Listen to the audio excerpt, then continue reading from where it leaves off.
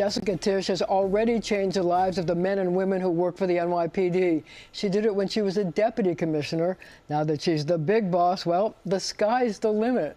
So you're taking over the department at a kind of a time of turmoil. You're the fourth person to hold the job. I wonder what your first priority is. What's the first thing you want to do?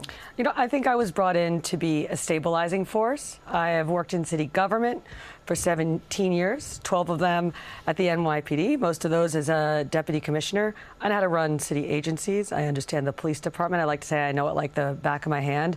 And it is really just an honor and a privilege to be back as police commissioner. What do you think your biggest challenges are going to be as you take on this job? So, as you know, Marcia, arrests are up, crime is down.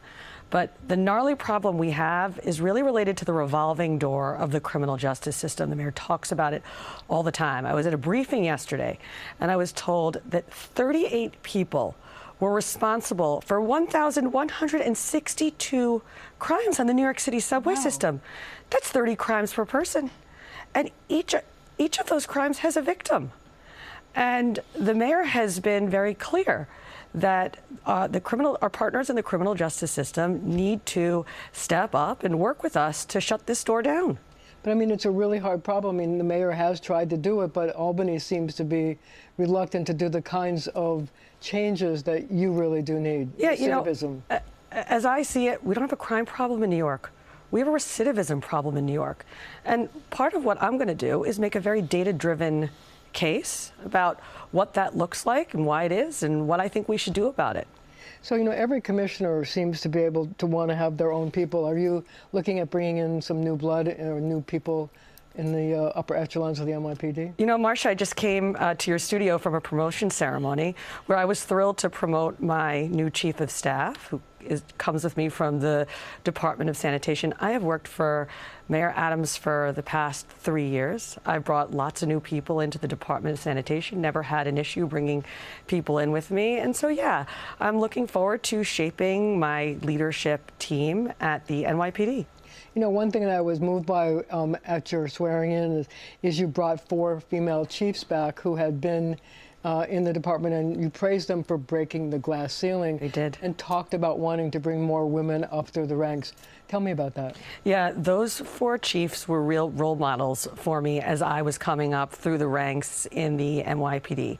They all wore the uniform, and they all ascended to the rank of 3-star chief. I think one of them was the first female to ascend to the rank of 3-star chief. And importantly, they all took a real interest in me and my career as a woman and a leader that they saw promise in. So I will always be grateful to them, and I look forward to doing the same thing for women leaders at the NYPD. So what was it like for you? The year was 2008, and you decided to join the NYPD as an intelligence analyst. What was that like? So I was straight out of law school and business school, and I didn't really want to do either the law firm jobs or the normal business jobs. But the NYPD? And so I quite randomly joined the NYPD.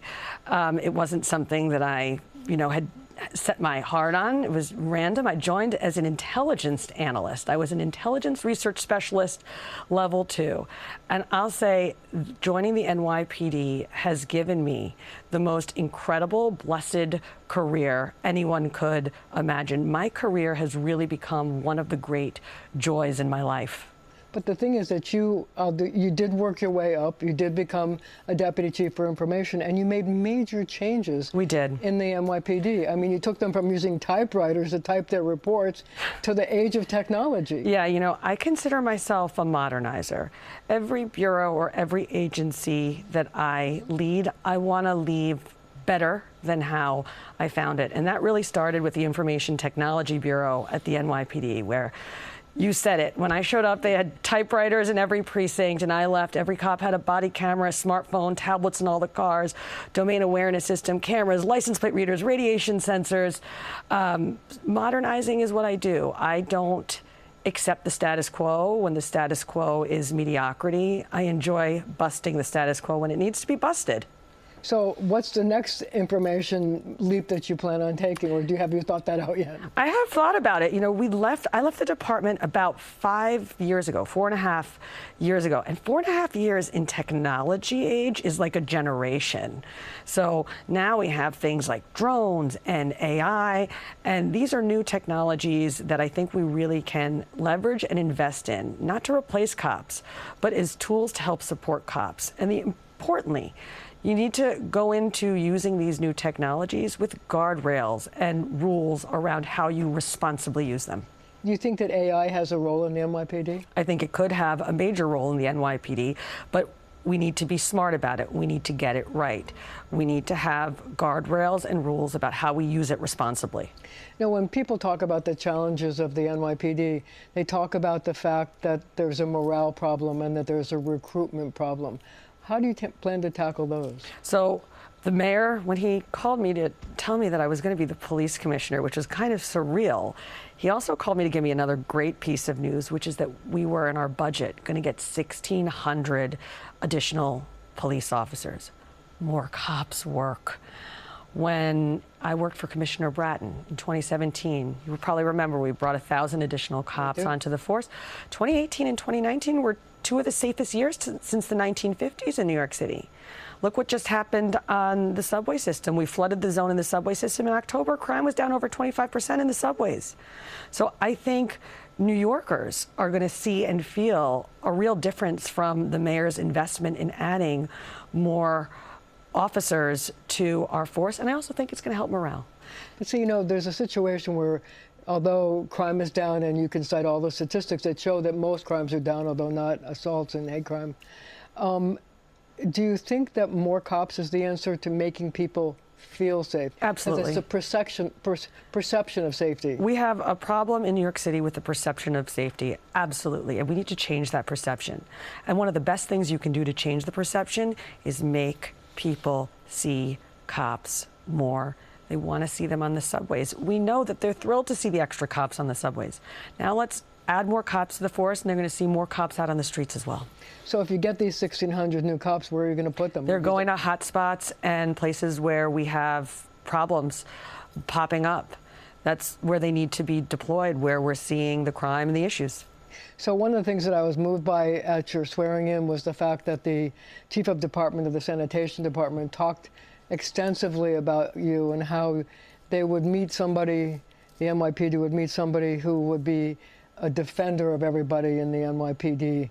And I wonder, do you think the fact that you are a civilian, you were a civilian employee, that that's going to be a problem in terms of winning over the police department?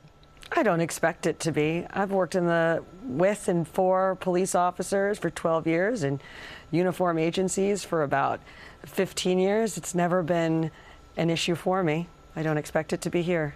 So also at your swearing in, you talked about how you want to make people so proud of being police officers that they would want their sons, their grandsons, et cetera, to follow them in the force. Yeah, it's actually one of the things that I find very difficult over the past few years. A number of people I worked with at the NYPD, their mother or their father was a police officer, their grandfather was a police officer, and they don't want their kids to become police officers.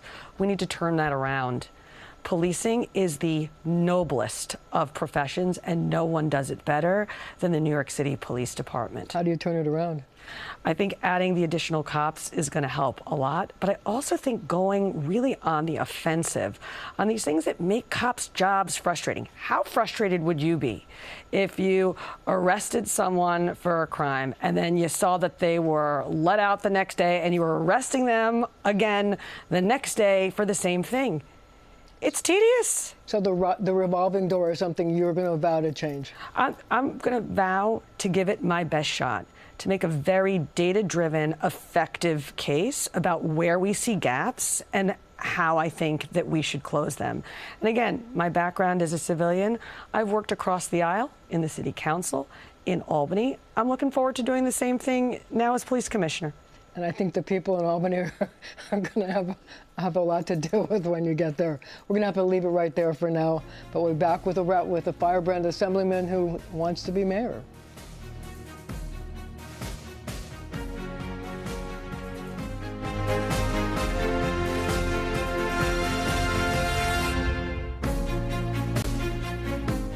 We're here with New York City's new top cop, Jessica Tisch. So Mayor Adams says that you're an innovator, somebody who comes up with all kinds of new ideas. I wonder, who do you turn to, or where do you turn to for inspiration? Usually I turn to the workforce. So when I was working at the NYPD, it was the cops who came and told me, this is how I do my job, and these are the things that would help me do my job better. When I show up at a 911 call for domestic violence, I want to see on my phone, is there a history of domestic violence at that location? I did do that for them, but it was their idea. Sanitation, when we put all the trash in containers, that actually was self-inspired because I just found the trash to be so disgusting sitting in the bags on the sidewalk. And right, everyone was talking about the rats, and it was like, hello, maybe we have a rat problem because we leave 44 million pounds of trash on the street every night. So let me ask you this. What's your process? How do you make tough decisions? I'm actually not afraid of making tough decisions. And I think that fearlessness has really helped me try to go after busting the status quo. I'm not afraid to do it if it's the right thing to do for New Yorkers. So I wonder how you feel about privacy. A lot of New Yorkers are worried about their privacy being compromised. What would you say to them about that? So at the NYPD, in my first stint, I built the domain awareness system, which is a network of cameras, license plate readers, radiation sensors. Before we turned that system on, we had a very strict privacy policy in place that set the guardrails, the rules, the regulations for how that technology would be used. These are very important tools in our crime fighting and in our counterterrorism efforts. And we need to find a way to leverage technology, but also put in place the necessary guardrails. So let me ask you this. I've always seen you in the most wonderful high heels. I wonder, on the weekends, what's your footwear of choice? Oh, sneakers, like everyone else. Okay. Do you remember your dreams? My dream, like when I wake up in the morning? You remember your dreams? No. I sleep very soundly at night because I worked very hard during the day. So here's a question from my producer. Why did your parents choose the name Jessica? I have no idea. But I like the name. I think it's wonderful. I'm not named after anyone, but I'll tell you something. If we're talking about names, my two sons are named Larry and Harry. And I know Larry is Lawrence Tisch. Larry is named after my grandfather, and then Harry is named after my husband's grandfather. And so I ended up with kids with rhyming names, which is quite embarrassing for me most of the time. But I'm sure they love it. No? Larry, Harry, put your shoes on. It's a little weird. No. Yeah, no, okay. Do you think that New York City is a good place to raise a family? I think it's the most wonderful place to raise a family.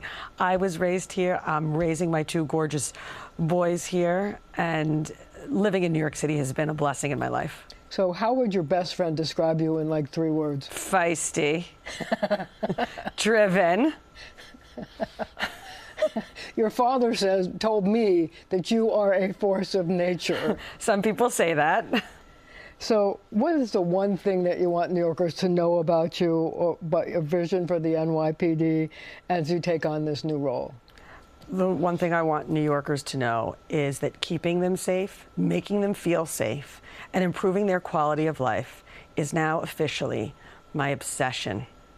I try to be an effective person, and I'm going to try to work every day on their behalf to reduce fear and disorder. Well, according to your father, if you have an obsession, you're going to be really good at dealing with it. So one last thing is, this is me wanting to tell everybody that you actually, when you were in college, were a summer intern on the New York Post. So my question to you as a journalist is, what did you take away from that experience? You know, a lot of the jobs, especially as I've moved up the ranks, have been working with the press. And I always believe in being open and honest. I try not to go to bed with too many secrets, and I found that to be very effective. It's something that I learned working at the Post that has served me well, especially as I've moved up the ranks in my career. Jessica Tisch, we wish you great success. Thank you for being here, and thank you at home for joining me as well.